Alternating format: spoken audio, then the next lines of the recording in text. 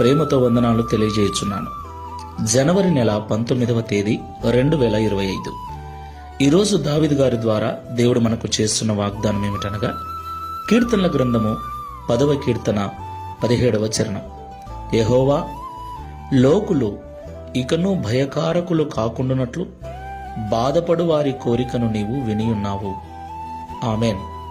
నా ప్రియమైన సహోదరి సహోదరులారా, మనం ఆరాధించేటువంటి దేవుడు కరుణా సంపన్నుడు, దయగలిగిన వాడు, కనికరము గల దేవుడు.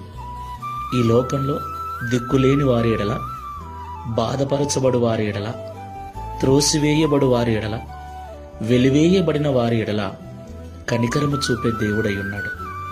ఈ మాటలు వింటున్న ప్రియ సహోదరి సహోదరుడా, లోకులు నిన్ను బాధ పెడుతున్నారా? లోకమును చూసినప్పుడు నీకు భయం కలుగుతుందా? దేవుడు నీతోనే మాట్లాడుతున్నాడు.